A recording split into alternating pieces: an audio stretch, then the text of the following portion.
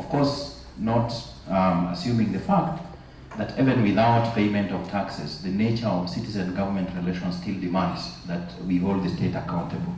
And therefore, the fact around legitimacy of the state, to the extent that there are two levels of looking at the argument. One is that because paying taxes is not necessarily an easy process, in most cases it's fairly painful. You know, every time I look at my pay slip and I see 30% of my income going to the state, and I don't see commensurate services and development on the money that I pay to the state, it's a little bit painful. And therefore, it gives me the moral authority and the courage to demand accountability from the state. But I think the bigger debate is when you don't see where the resources go, when the resources do not benefit the citizens that pay, then it becomes a fundamental problem. And one of the things that has come up over the years is the debate around illicit financial flows from the African continent. And I'm pitching my arguments here around three things. First is that whether corporate or individual taxpayer, we all have a responsibility to pay tax. Secondly, that sometimes our position in society grants us certain advantages, and if these advantages are used at the disadvantage of the rest of the society, then it becomes a problem. In other words, there are certain groups of individuals or groups of corporates that have an advantage in terms of whether they can either avoid paying taxes or evade paying taxes. Avoid in the context that they simply use the existing loopholes not to pay their taxes. Now, there are several issues that have been raised around illicit financial flows. I wouldn't want to go through the entire list of it, but just to point out that in most cases, when you talk about resources getting out of a tax jurisdiction, if I were to use that term, or if you have resources getting out of a particular country, in most cases you realize that these taxes, the process of the flows, the illegitimate flows from these countries, is often in the context of an attempt to hide where the money is coming from and where the money is going. So a little later we look at some of the avenues that we use that. But of course also more importantly, that illicit financial flows substantially reduces the capacity of the state to deliver services and development. And the African continent is a big victim in that process. Now, there's this report that was developed by the African Union and United Nations Economic Commission for Africa.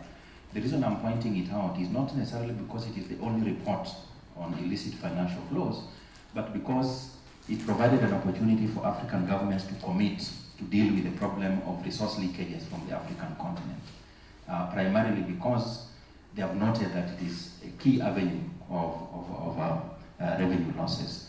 And they pointed out three areas of resource leakages from the continent. One is the commercial activities, and then the criminal activities, and finally corruption. The commercial activities account for about 65%, which is very significant. If you look at the report, and I will mention some of the figures that it highlights, most of these commercial activities are by multinational corporations that either avoid paying tax or evade paying tax as a result of either legal or policy weaknesses within the countries, or in some cases just outright looting of the continent. So if you talk about, for example, multinational corporations in the extractive sector that basically just siphon out resources from the African continent. Now, I will skip the criminal aspect of it, but just make a small point around corruption. Corruption may look like it's not accounting for much, but the reality is that corruption is the facilitator of the first two. You wouldn't have the first two if corruption does not, become the common dot that links all of them. So we want to look at that 5% indicated there, but with a caution that it makes the 65% and the 30% very significant. Now, if we looked at the initial slide, we had about 65% accounted for by commercial activities. I picked out two important areas that I think are useful in this debate. One of them is tax evasion, and the other is tax avoidance. Without necessarily getting into the details of what they are, I think the best way to understand the two is that tax evasion is illegal. It's in most, actually in all countries, if you evade tax, you commit an offense. So you are subject to either criminal or civil action. On the other hand, tax avoidance is by its nature not illegal. But the bigger problem is that there's a very thin line between the two. I argue that because both tax avoidance and tax evasion eventually lead to revenue losses. And two, that even companies that engage in tax avoidance do so because the legal and policy framework is either so weak, and they're so weak because they're either intentionally made weak so that multinational corporations can get an opportunity to avoid paying tax, or in some cases it's completely non-existent. There's no provisions that can deal with tax avoidance. I picked this example. There's a study that was done by ActionAid in 2010 and in 2012 also.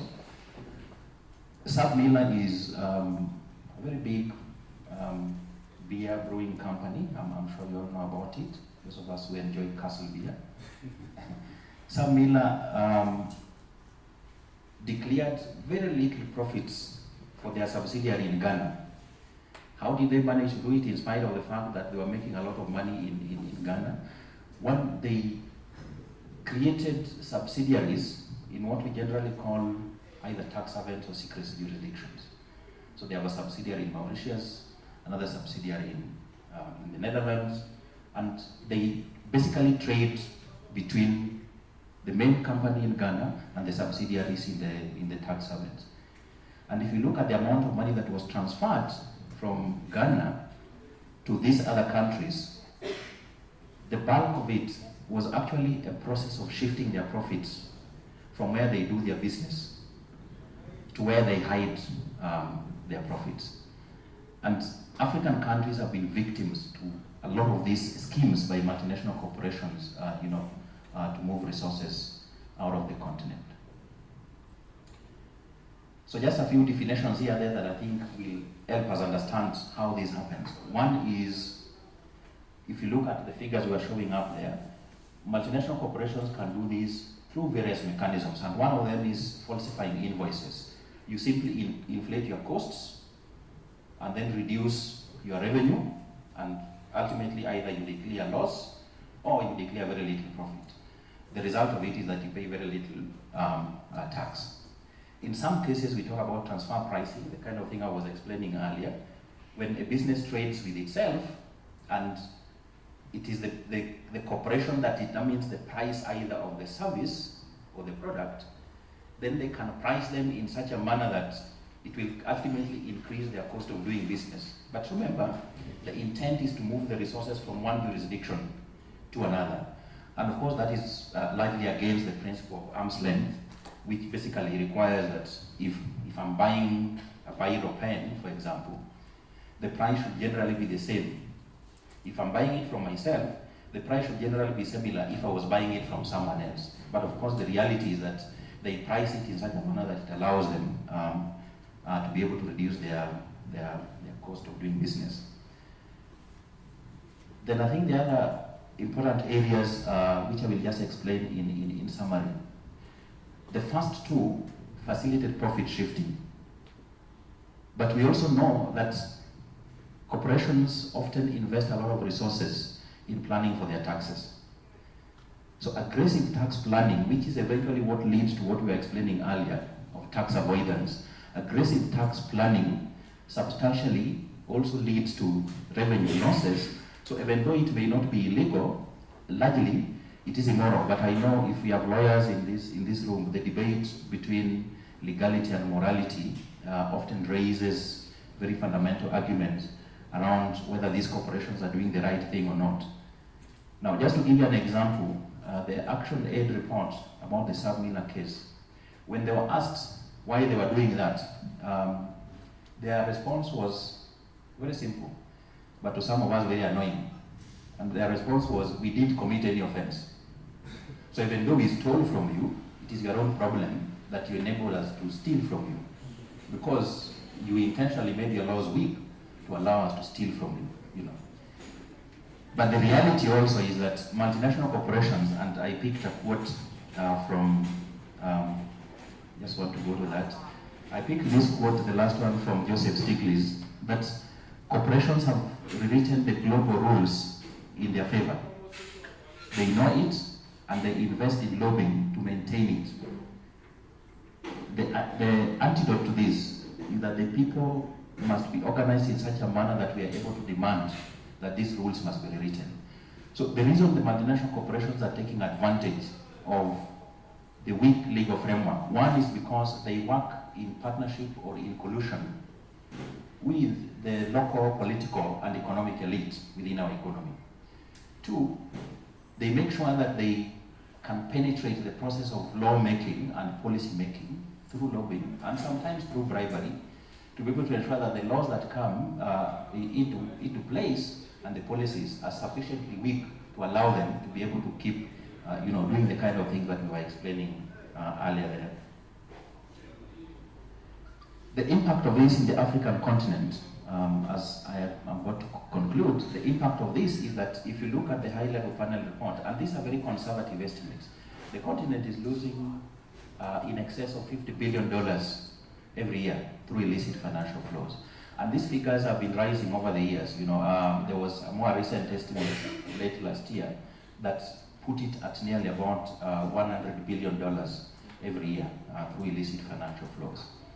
There have also been several other reports. I've picked one from GFI, Global Financial Integrity. On average, if you were to compare the net trade inflows and trade in the continent, the illicit financial flows account for up to 8.5 to nearly 10% of the overall trade in the African continent.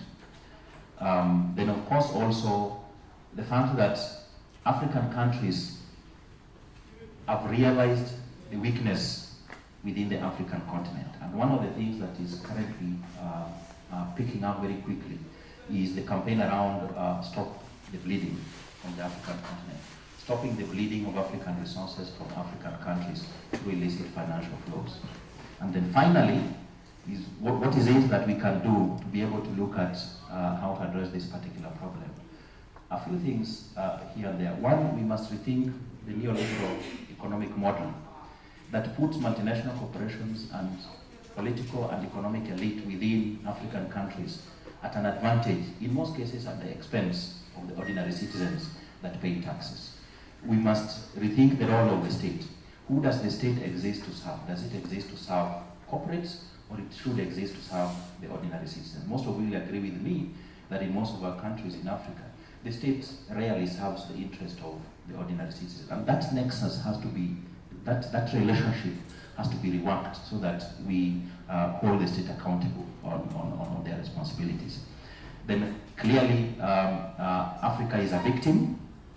Africa is the main source of illicit financial flows, and we also have to look at where the resources are going. The resources come from the African continent, but they end up somewhere, and that somewhere are developed countries. And we have to redefine our relationship with developed countries if we are to address the problem of illicit financial flows. Thank you.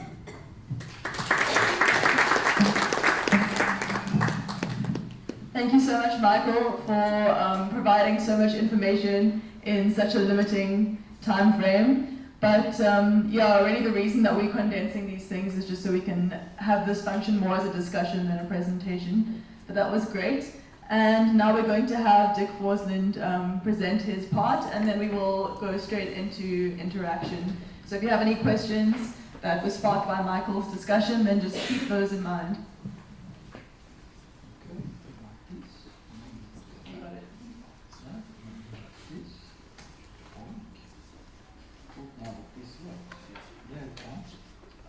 Now is this. Oh, there we go. There it goes. Okay. You hit F5 first. I'm sorry? F5. F5. Why should I press F5? It's magic. Well, I have to put on my glasses. You want to have it bigger, is that it? Can you bring it there, or can you bring it with a 20%? Like this? No, like that? Yeah. Okay.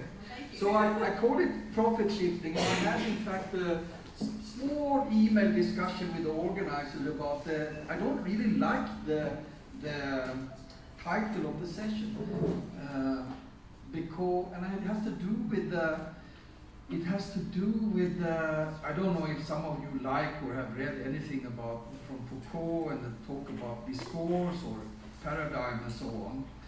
But it came to us that when we got this research assignment during the Marikana Commission about the 12,500 demand, and we discovered that London had been sending 250 million rand every year to an outfit on Bermuda, and that this really kind of affected the ability to pay wages also at London. So that's why we have already, at AIDC, we have started to speak about wage evasion also, or even rather wage evasion, and I will try to explain that. But first, just kind of, so you see sort of how this is organized, a multinational corporation. This is a picture of a Net One, which you know has been in this scandalous saga about cash payment for services. Which is the company there. That is cash payment for services. And here are three subsidiaries of cash payment for services. Cash payment for services Northwest, CPS Gauteng, CPS KZN, I think. And the year before it was all the two security companies here. And in South Africa, there's 22 companies of Net1. In the whole of the world, Net1 has about over 60 companies.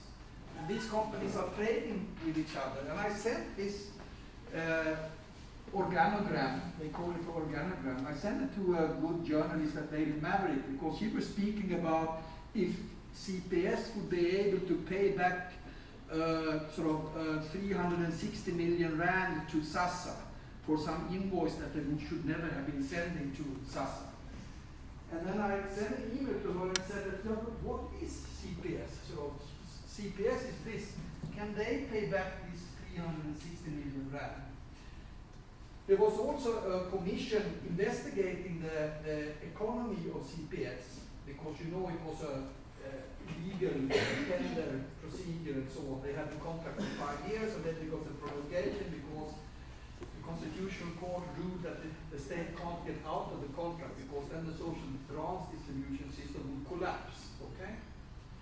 So it turned out, if you read, I made some research about it, but there was also an audit committee who had access to some of the financial statements of CPS, which I didn't have.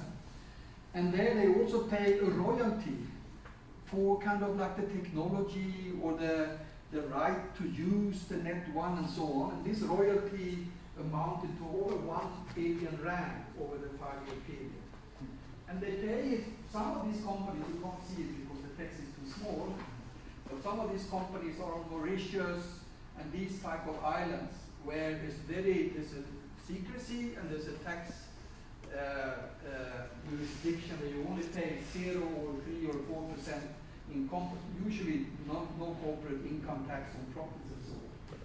So what CPS in South Africa could pay or not, which they also tried to declare to the Constitutional Court, was highly dependent on the internal transaction within the whole organization of Net1.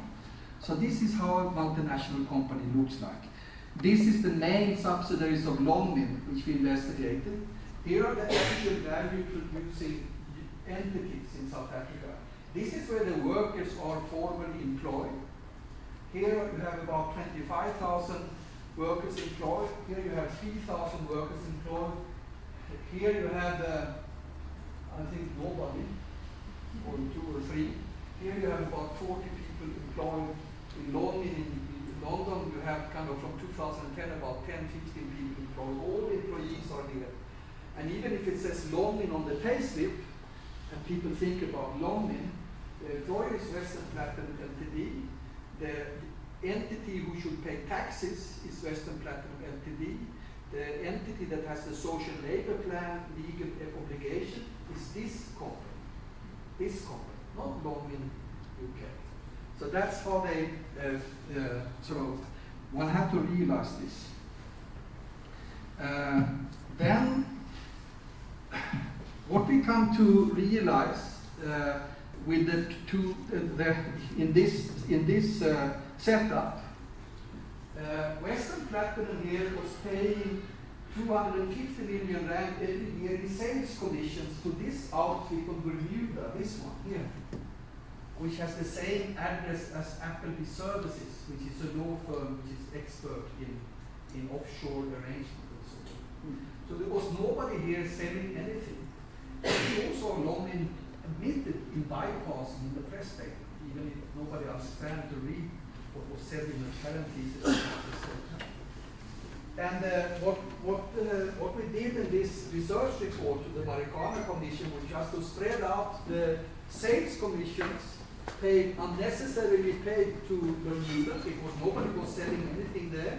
We spread it out over 4,000 operators. And then we also included the major part of 200 million rand per year in management fees, which is paid to this outfit.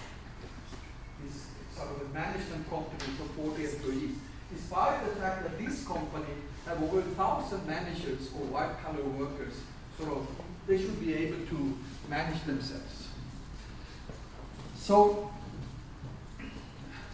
when you break up, so the whole thing about tax evasion, which also becomes politically difficult now when people are becoming aware of how much of the taxes that are siphoned off and through corruption, corrupt procurement, looting, stealing, and so on.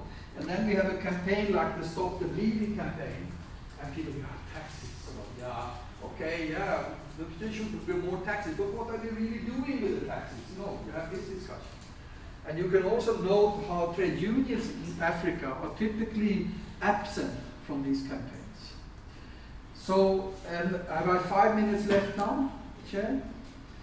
So what we there's one, beside this, I want you to remember this organogram with 60, 70, 80 companies. Anglo-American, for example, is an organization of about 900 companies, whereof 90 are located in tax havens. So when you speak about Anglo-American, you don't understand that it's 900 firms that you're speaking about in about 25, 30 countries. And the same with Longmin, the same with Net1 and CPS. But you can break up this kind of like paradigm or this way of talking about profit shifting as only a tax evasion. You can do it usually, what I do, I usually use primary school mathematics because I'm not especially good in mathematics. But I'm good in the 4 rules of arithmetics. And percentage accounting, I also know that. And if you think about it, and this is what sort of downloaded me when we were discussing and examining Longmin. In order to sort of evade or dodge if you don't want to pay 28 million rand of taxes in South Africa and you have a corporate tax rate of 28%, how much do you have to move out from the country? Well, the answer is, of course, 100 million rand. So when we speak in the discourse, in the way of talking about this as only a tax evasion, you have to ask yourself, if 28 million rand is lost by the South African state, where are the other 72 million rand in such a transaction? Well, they are also on Bermuda, isn't it? So they are taking off the wage bargaining table, I can say. In the Longmin case, in fact, you got the impression that the profit shifting of 250 million rand to Bermuda every year only benefited a small cabal who had access to the bank account in Bermuda. Because you could see, you can deduce, and I don't have the time to explain it, but you can deduce it from the financial statements of the subsidiaries, Western Platinum, London Platinum, and compare with the official color report to the shareholders, that the transaction to Bermuda was recorded as a transaction to an external company, not as an internal transaction within the Longman organization. Which means that Longman was not only screwing the workers, the Rockville operators, they were also screwing the shareholders in UK, and they were also screwing the BE partners, which had their shares, typically, like Cyril Ramaphosa this time from 2010. They had the shares here. So Intwala Platinum had 80% of the shares of Western, and they are dependent on the profits of this company, not this company, in order to pay back the debt that they have to Longman, which they get to buy the shares in this company. And that was Ramaphosa did. He borrowed $302 million in order to buy the majority in Intwala, etc. So similarly, you can see this repeated every time. So the OECD, I will finish with this. The OECD speaks about revenue losses from base erosion and profit shifting. That's the word PEPs there. Conservatively estimated between $100 billion and $240 billion annually. Conservative. But these only represent the missing tax revenue, isn't it? They speak about the missed to government. But then you must sort of answer, but how much is then really moved to secrecy jurisdictions? Well, with primary school mathematics, you have to divide, you have to sort of figure out what would be the average weighted sort of tax ratio in the world, kind of. And I had one suggestion from 50%, but I just made it now. Okay, let's say that the average weighted tax in the world is 22% of profits. Well, you divide these numbers with 0.22. You can do it in your calculators. And you can see that the total of between $454 billion up to over $1 trillion, which means 15 trillion today, South African rand, are moved away from the wage bargaining table, from local investment, etc. So this talk about the tax revenue is to talk about the minor part of the effect on the economy. And we are stressing this from the point of view of AIDC because we are constantly talking with trade unions about sort of wage bargaining and such things. And they are sort of suspiciously absent from the illicit flow and tax evasion debate and so on. Suspiciously absent, although it would be really something of their concern. And I think also the reason why this is so invisible in the usual way of talking about tax evasion, that it's mainly a wage evasion issue, it affects the wage levels for workers in the whole of Africa, is because in neoclassical economy and the kind of economics that they teach at university, wages is a cost. It's a problem. Profits are good, wages are bad. So you shouldn't speak about wages.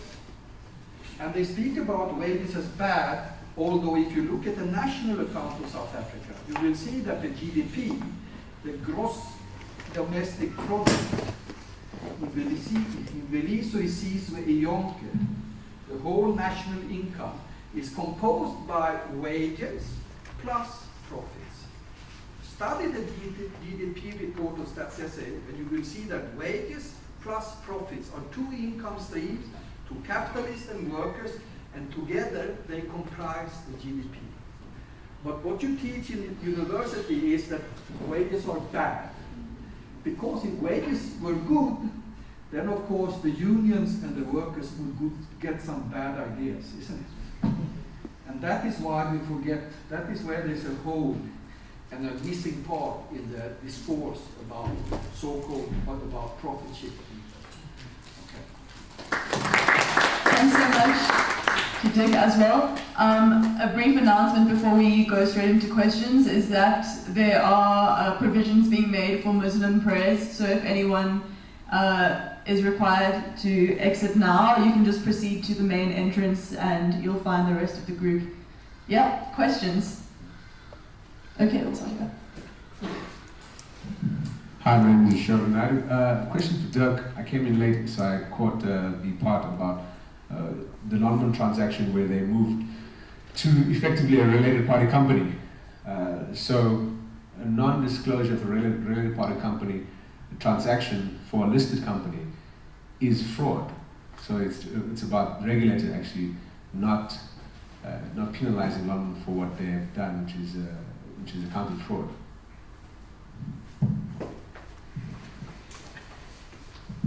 No, it was the reason why we could see that this was that Tamara Paramo and I could sit at the Commercial and Intellectual Property Commission in Pretoria and look at the financial accounts of Lonin, all the subsidiaries, and these two main subsidiaries, and then the payments to the Bermuda outfit and to Long and Management Services, it was accounted for in the interrelated party transactions. But what you could see is, when you compared it to the annual report to the shareholders, published in the thick, that thick book, then you can see that the cost for this was taken up as a cost for the shareholders.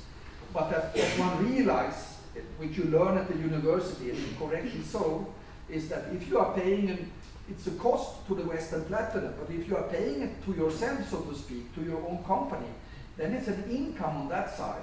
And the cost here and the income there should, at the total level, should cancel each other out, okay? But they didn't. So this payment from Western, if you sort of added the costs of the subsidiaries, Eastern Platinum, and Western Platinum, South Africa, you got exactly the number of the cost that was declared to the shareholders in UK and internationally. But that was a mistake, an error. It was an error in quotation marks, because it was treated as you were paying for services to another company. So the South African authorities, when they look at this, they will see that it's an interrelated party transaction, and then they will assume, is this kind of like is this, as my colleague spoke about, is this arm's length transaction or not? Do you usually pay 2% sales commissions if someone is selling something for you? Well, perhaps you do. In the research about profit shifting, we have come up to sales commission up to 9% of the value of what you are selling. But the problem is, and what SARS, the Revenue Service, is never investigating, is that there is no substance. There's no services provided. It's just bullshit. It's nothing is, I mean, there's no, even nobody was sitting on Bermuda selling anything. You are just allowed by the Tax Revenue Service to pay these sales commissions abroad. Okay, can we try to keep it like a little bit quick per person, just because there's a lot of people who will ask. Well, then I'll follow up with you separately. All right, moving to the back.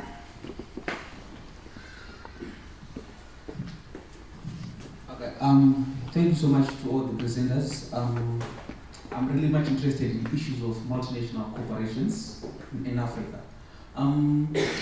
What I seem to get from both the presentations is so much the emphasis on the underhand dealings or shenanigans of multinational corporations. And I'm wondering here, where do you place the incapacity or the role of the worst countries and their institutional capacity to deal with the kind of activities that multinational companies are engaged in? What do you think these companies are able to operate in the manner they do, yet they are doing it in an environment where there's supposed to be some institutional capacity to guard against the forms of shenanigans that are taking place? Michael, would you be interested in taking that one?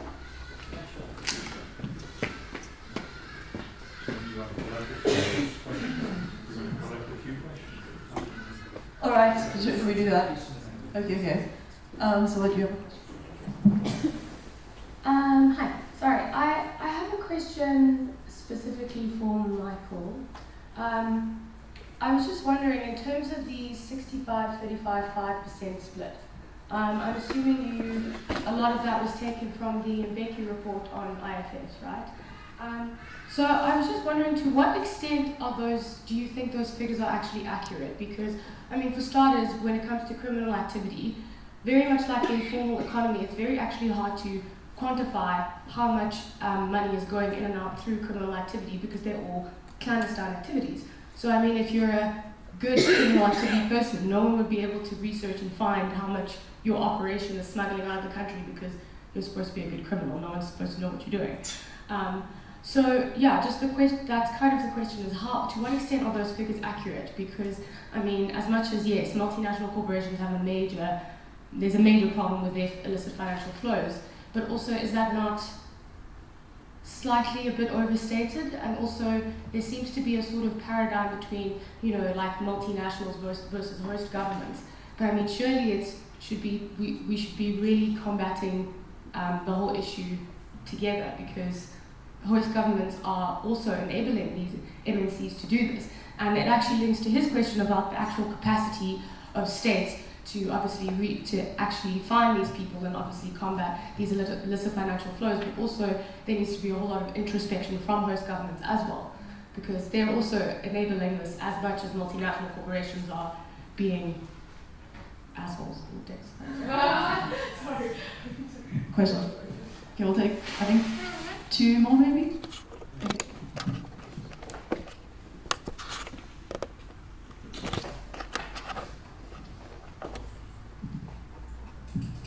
Hi there, my name is Jocelyn from the Department of Trade and Industry, and I do feel very complicit because I think, both speakers in terms of the role of the state emphasize that. I think both Dick and Michael. With Dick, for instance, the role of the CIPC and SARS. We're just coming out of this massive tragedy actually that hit South Africa around literally the disappearance of SARS. And I think often the fairly innocuous role that we assign to CIPC is mainly a registrar of companies instead of a developmental agency in terms of how companies get registered. The very complicated organogram that you put there. So that's just a comment. But I think on Michael's point, the issue here is around, for me, the role of the auditing profession and chartered accountancy. Because these are the two professions. I know we're talking about rethinking economics, but there are these financial disciplines, ancillary business sciences, that actually have a major role. So for instance, the role of the auditing companies, what is it, the big 5, the big 4, none of them could predict what was happening, for instance, 2008. All the scandals, financial scandals that we've had in South Africa, none of them. I've sat on boards where I sat on the auditing committee and the external and internal auditors couldn't figure out what was going wrong. So I'm saying there's a need also to rethink these other professions, because there's no point in just looking at economics, when in fact these financial business disciplines are actually the ones that enable the structuring of companies, of holding companies across the world, that actually set the global rules. And whilst, for instance, chartered accountants in auditing profession claim to be highly ethical, in fact they do facilitate the unethical structuring of companies and so forth. So I know that was perhaps not your area of focus in the research, but besides the state, those are the two professions, I believe, that are important facilitators of what is currently happening. Thanks.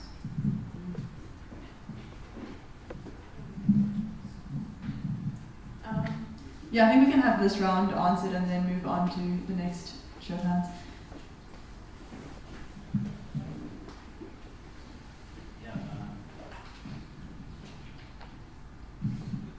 start with the last one. I think it's. I absolutely agree with you. In fact, one of the areas that has been of great importance, particularly the debate around illicit financial flows, is the discussion around the enablers of illicit financial flows. And there are three. I'm happy you're talking about the accountants and the audit firms.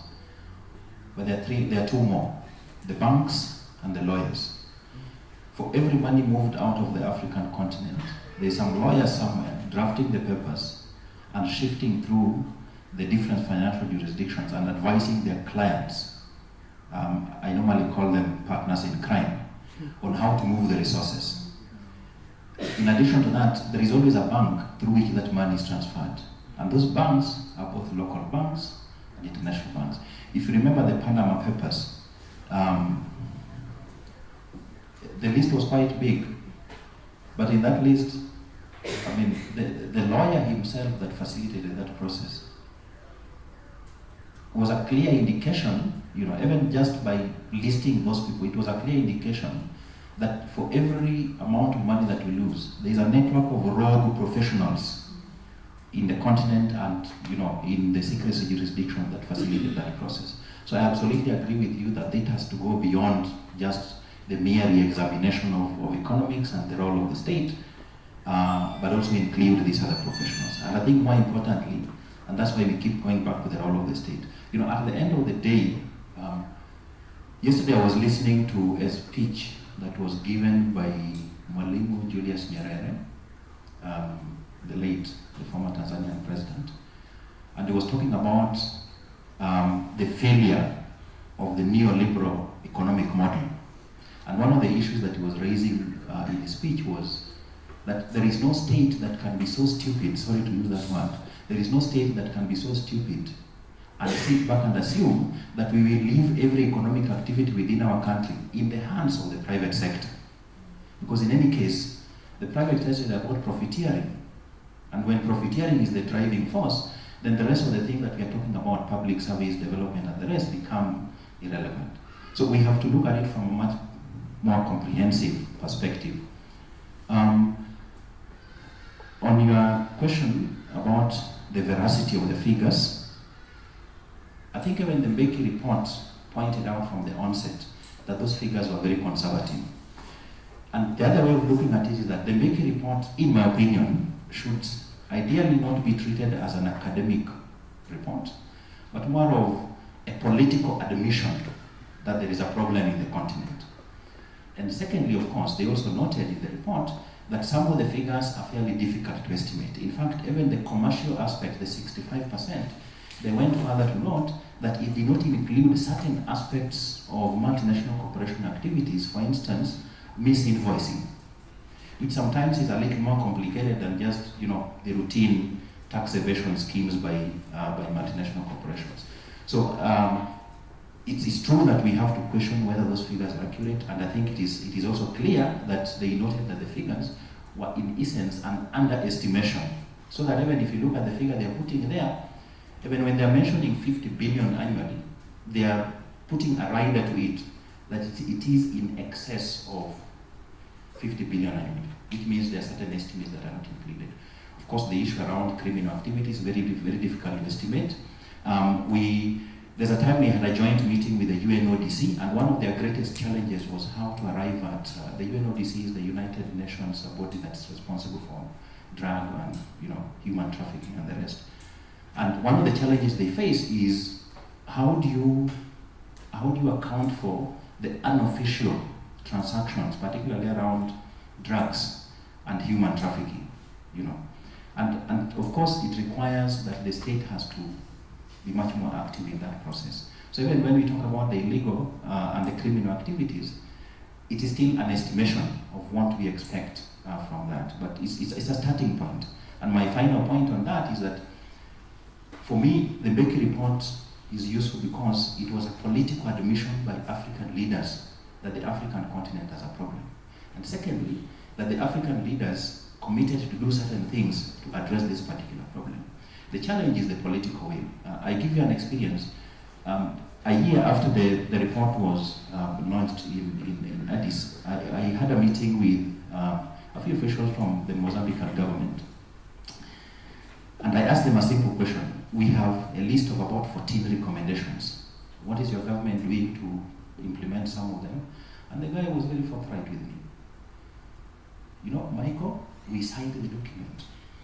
But we signed it because everyone else was signing. I think that's the bigger problem that we have to deal with. When African leaders commit to things, not because they believe in it, but because it is the most popular thing that everyone else is doing. And that is a much bigger challenge. Incapacity of the host nations, yes, and I think I highlighted it at some point. One of the key weaknesses in dealing with illicit financial flows is not just incapacity. In my opinion, I think it is complicity. They are not doing it because they are not capable of doing it, but they are not doing it because they benefit from it. And dealing with that is the fundamental issue that we need to emphasize. It doesn't reduce the importance of the fact that there is also lack of capacity. And I think there are examples of how African countries have been trying to deal with it. A good example is ATAF, the African Tax Authorities Forum, which by coincidence sits here in Johannesburg. They have come up with certain models that are not only trying to redefine illicit financial flows from the African perspective, but also recommendations on how African leaders can deal with it. But the next thing you ask yourself is, how many African countries are members of ATAF? The last time I checked, I think they are about 20 or 21.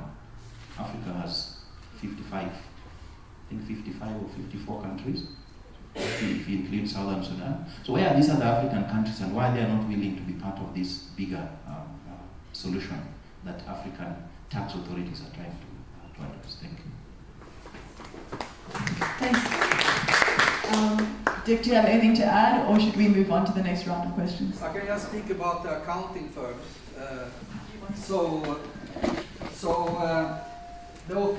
The official position of Longmin, and that's quite usual when you catch out the multinational companies that they are using a secrecy jurisdiction, they are moving money out of the country, then they say, no, this company is dormant, it's an old arrangement, so we took it over from someone else, etc. And the outfit of Bermuda, we closed it down in 2008. Now the problem for Longman in this case was that we had access to the financial statements of these subsidiaries, and we could see that the transactions continue up until 2012. So basically Longman was lying, or the auditor had been sleeping or something like that. And the auditor is, as a socialist, I should say that everybody is the same, so same fascist here and there and so on. But I do think that KPMG, they stand out kind of a little. So it's the KPMG who is the auditor, who has been the auditor of Longmin. And I asked the director of KPMG in South Africa, and I asked him sort of, why is Longmin saying that this continue? I can see in the statements that the transactions continue to 2012. And then he answered me, they're so like that, very polite. And Longmin has answered perfectly adequate to your question in the press statement. Then he just quoted. Then I answered him by sending this facsimile or this photocopy of the financial statements to him. And there you can see the sales commission paid to Western Metal Trades Limited is this here.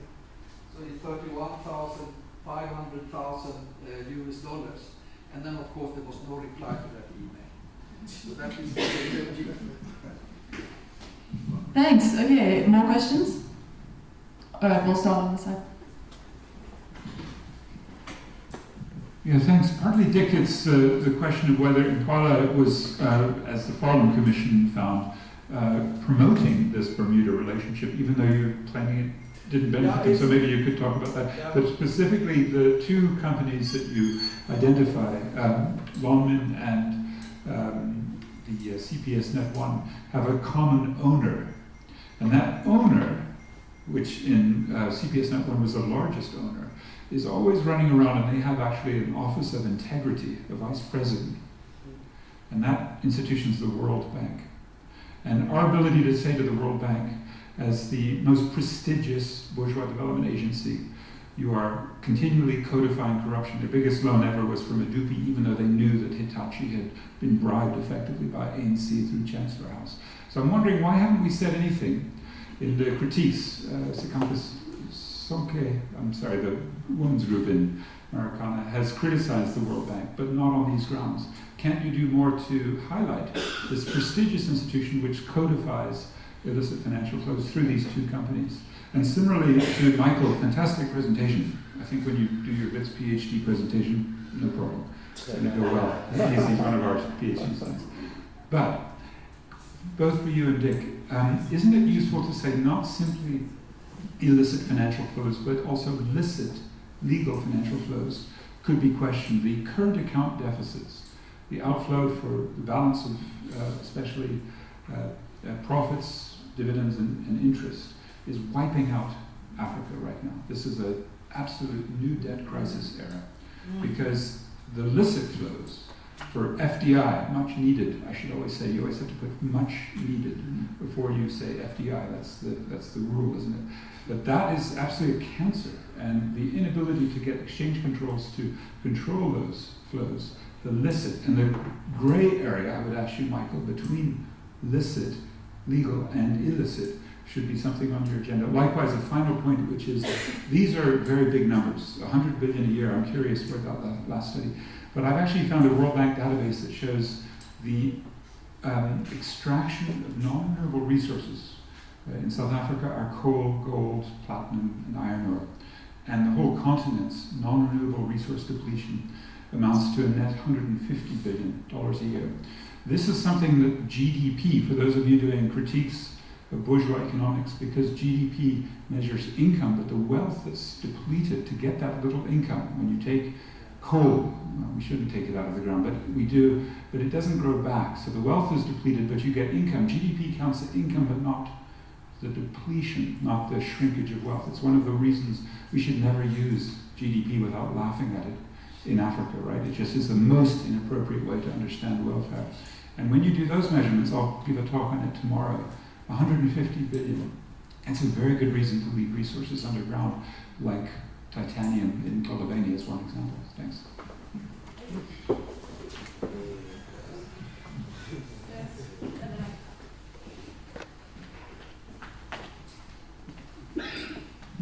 Thanks. I'm going to make a comment that ends in a question, and mine is a much more systemic one. If the fundamental raison d'etre of corporate capital is profit and exploitation, then it is inherently a criminal behavior. It's inherently a criminal enterprise.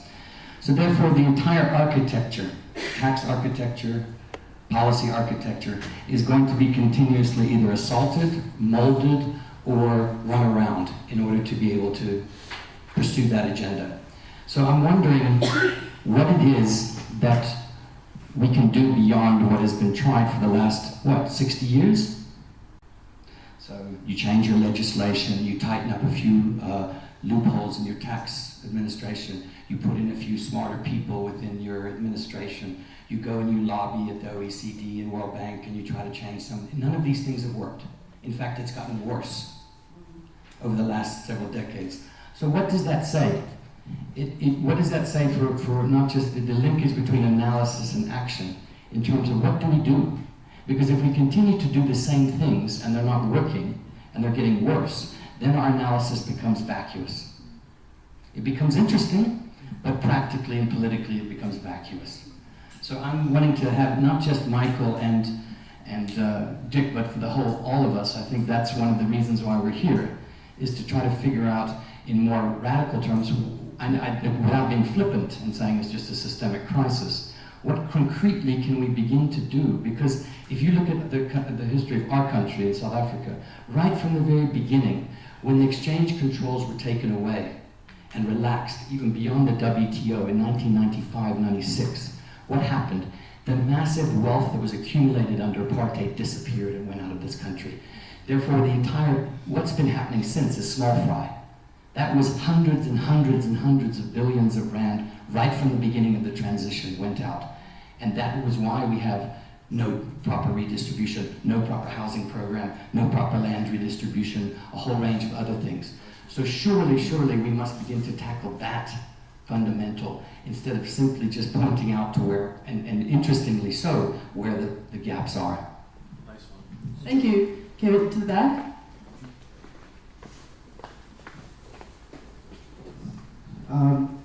Yeah, for Michael, I enjoyed your presentation, and it's interesting you mentioned the SAB Miller issue. I'm from Ghana myself, and we kind of have this type of serious issue. The financial crisis, banking crisis we're having now is because of something similar. People move money out of the country, do anything they want, and then, you know, in the end, jobs are lost, people suffer. I'm interested in how you conceptualize rethinking the role of the state, because as an economics student myself from undergrad, masters, the role of the state isn't mentioned really. They talk about market efficiency and talk about trade and talk about all of these other models and ignore what the state has to do. But if you look in the literature, not until I got to PhD level, before I realized that there's actually big literature that talks about the role of the state and promotes it in bringing the type of development we see of today's developed countries. But the African dynamic also comes in, and so for Africa, how do we conceptualize what should be the role of the state? What type of state do we want to see that brings the development to the people and not just results from the private sector? Because as you rightly said, these things, the corruption and the commercial activity of people that cause the IFS cannot be done without the state's involvement. So my interest is in how you rethink, how your concept about rethinking the role of the state. Yeah. Okay, let's take one more in this round. Thank you so much. Mine is not specifically to one presentation, but it's a matter of financing that is very important, which I think the rural areas, I think he mentioned, I'm a rural girl myself, but the ignorance and the marginalization of how rural areas should be financed. They're expected to promote economic development, but they don't have revenue basis, most municipalities in South Africa. You know, just that fine base of saying, how are these rural areas? For instance, if you take Eastern Cape, KZN, Limpopo, you know, the tax base in those revenues I mean, those municipalities is not there. If you take, it's only a small margin that stays in the what they call semi-village cities that pays for everything. And then how are they expected because to you know, economic development in those cases? How do we finance those rural areas? And to me, yes, I want to concur with the, you know, the trunk of the financial institutions. I don't want to say banks and whatever. I think insurance companies also. I mean, the people pay so much insurance and whatever. So I think financial institutions. But what is it? How long is Africa going to be dependent? Because the fact of the matter is that Africa is rural in its perspective. Thank you. Okay, I think before we hand back to our speakers, does anyone have engagement as regards practical actions in response to this man's question? Exchange reports. Okay.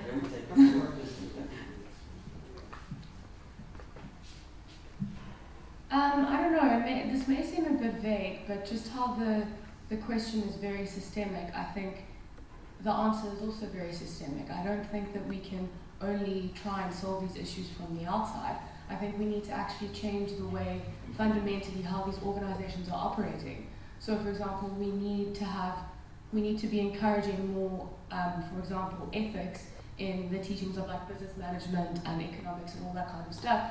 So that people can get into these multinational corporations and into these government departments and actually start changing organizational culture. But the only problem with that is that it's not a short-term solution. It's a systemic, it's a long-term sort of thing. Nice. Okay. Others? contribution as regards? A practical one relates to the creation of debt in the money supply.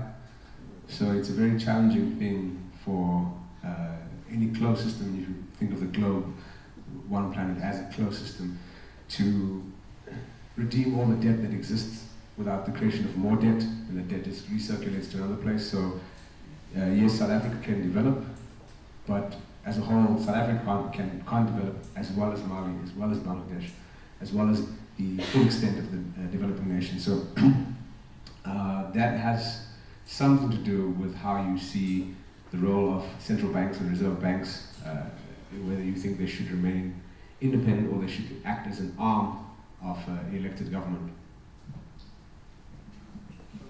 Quick response. Response. I just wanted to, people are celebrating Samir Amin and his contribution, and one of Samir's greatest theoretical contributions was delinking. In fact, that was probably his seminal work, I would argue, at least from the earlier ages, and it seems to have disappeared from the discourse, radical discourse, in terms of what that might mean. Because the starting point is, if you are part of a criminal enterprise and you enter to change it, generally it's going to change you, not the other way around. That's what we found out about states. So the lesson that we still haven't learned as the left is, elect us, we'll get into the state, and we'll change everything. Those lefties end up doing exactly the same thing that they've opposed. Have we not learned that lesson over how many decades? The same would apply to corporations. So is there a possibility for the delinking? Is there a possibility for creating new economic relationships, one that don't rely on a rules-based system that fundamentally favors those with capital? We're in a capitalist system, so that's what I'm saying, should we put on the agenda in terms of this, other than, because then it's just a question of mitigating the crisis, which is a good thing in itself, but it's not going to address the fundamental questions we're raising. Pressing issues at the back there quickly. So we'd love to have the speakers address the other questions. Thank you so much.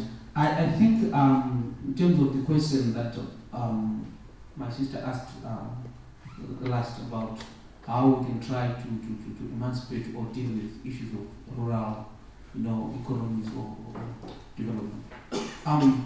I would think that what has become apparent here is the failure of the state, especially in the case of South Africa, of the state capture that has taken place. So I think the alternative or the standpoint could be creating strong interest groups or lobbyists within the localities within which those people can perhaps drive the developmental needs and agenda of their localities, and probably from that point may then begin to have some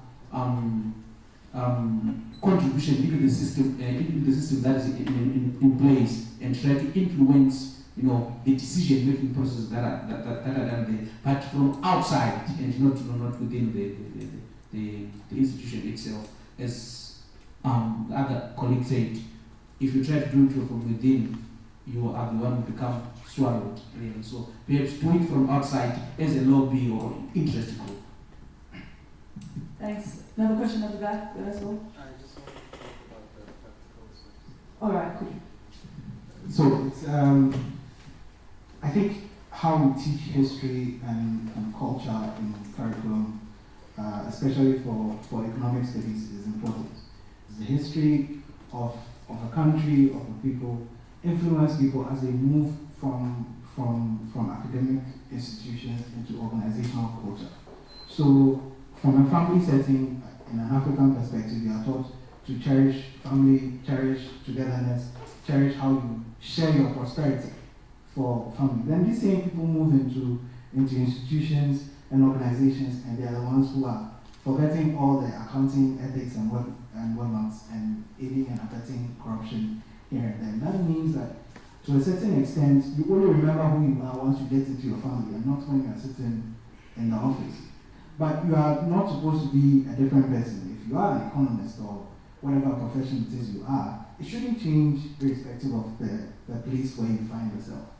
And I can speak to where it's that come from, because the history of Ghana isn't really taught throughout your immediate clarification. Countries forget it. What I do know is that from a Western perspective, they will teach you the history of whatever country it is you are in.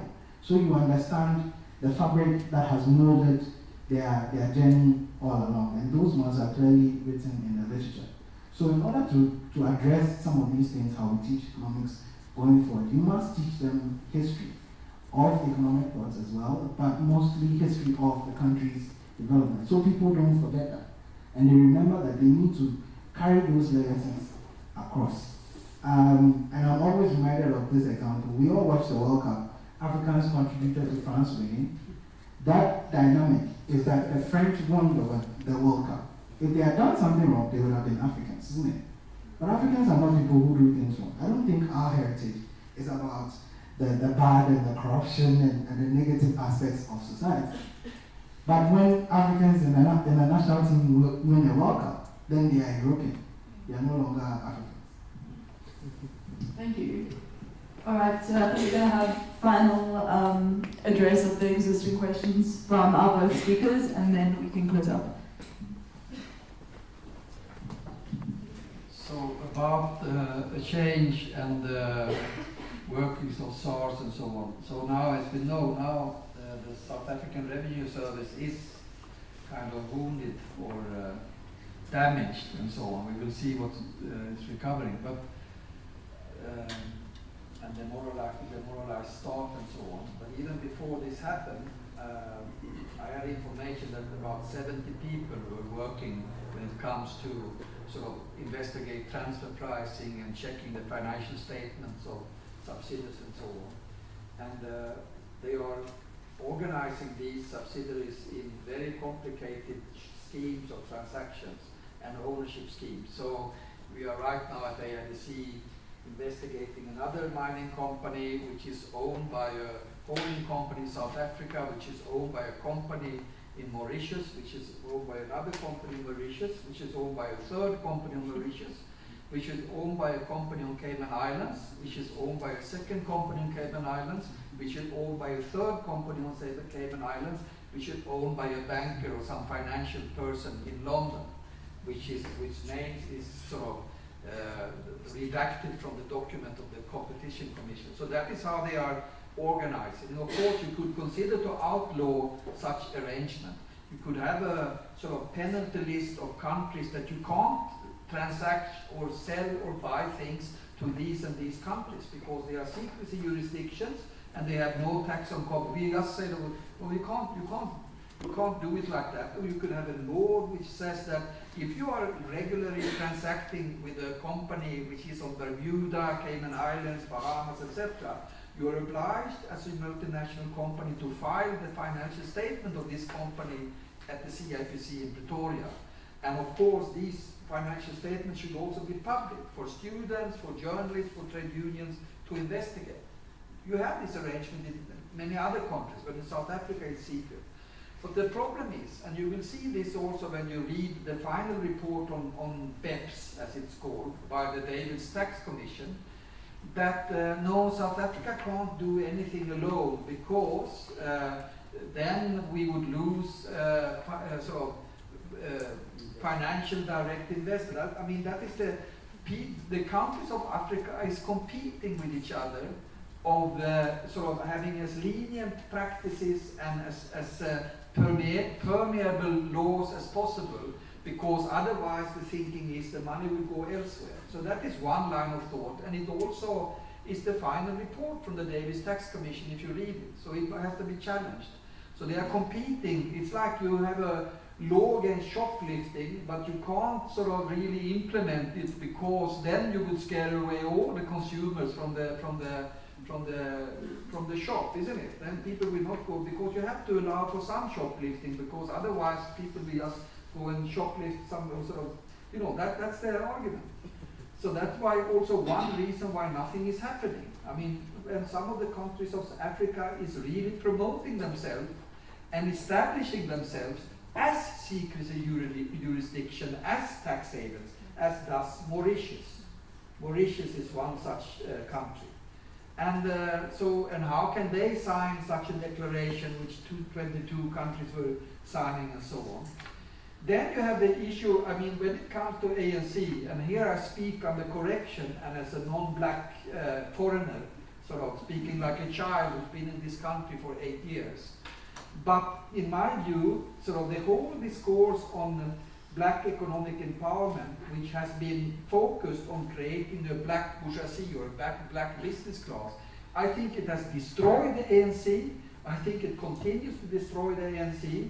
And it's making kind of like an ideology of creating, you also must have, it's kind of like you're opposing white monopoly capital with equally strong black monopoly capital. And the result you have got that you have sort of black junior partners of the sort of Australian, American, French, etc.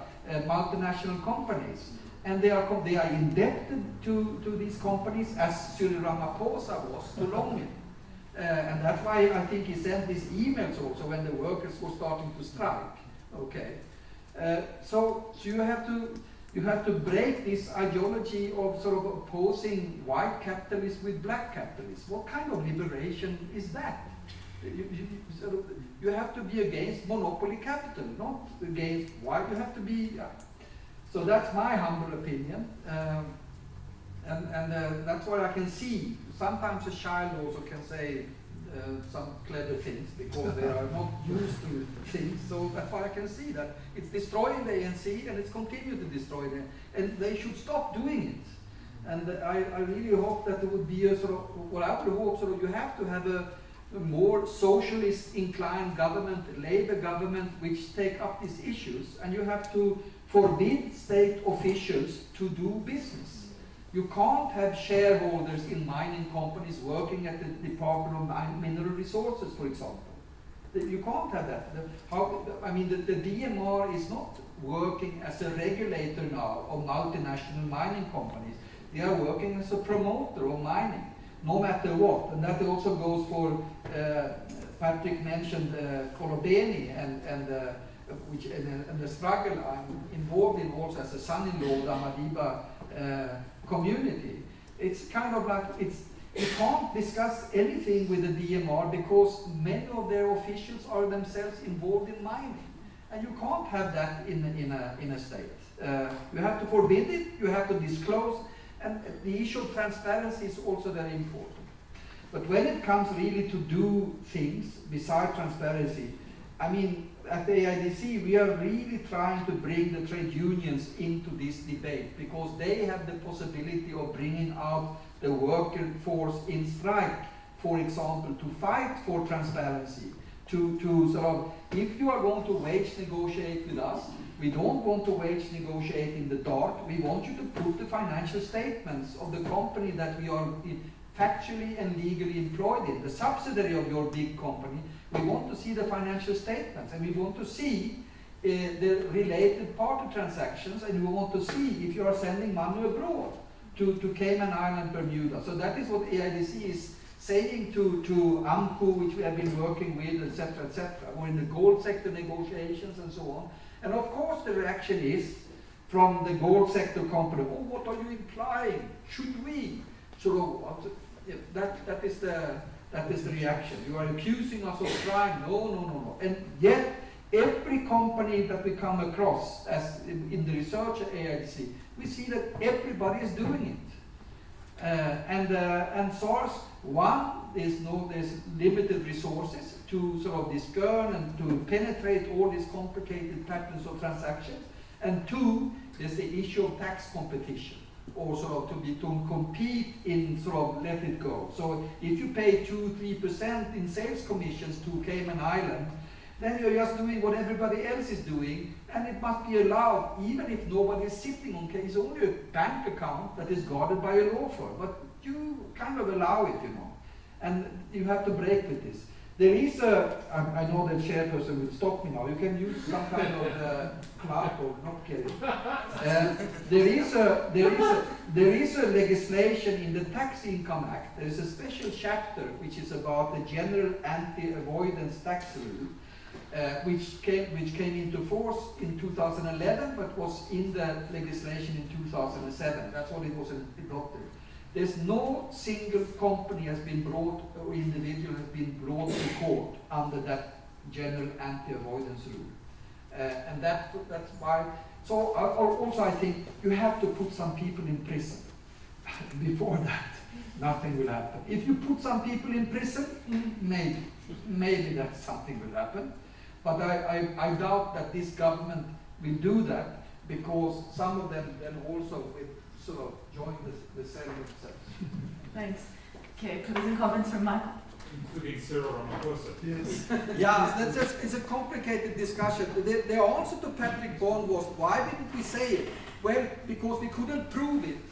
And we couldn't prove it. And there was a complicated thing with Inquara resources, which takes kind of 5 minutes to and I will not be allowed of it. We couldn't prove it. And Lodmin even tried to stop and prosecute us or litigate us for the public report that we did. And we only did it under the protection of the millionaire Brigitte Khadege, who is very fed up with transfer pricing, because she is also hit by it when she is cooperating with this French company Total. But the report on Lodmin and profit shifting, I think some of copies are lying outside of the table there in the foyer. Yeah, so I think I'll just make a few comments on the state. The arguments around the state is quite broad. I wouldn't want to pretend that we can finish it here today. But a few things to point out. One is that if you look at the radical state deconstruction process, one of the things that we should highlight is the fact that the state, as it is presently constituted, ideally doesn't serve the interest of the citizens.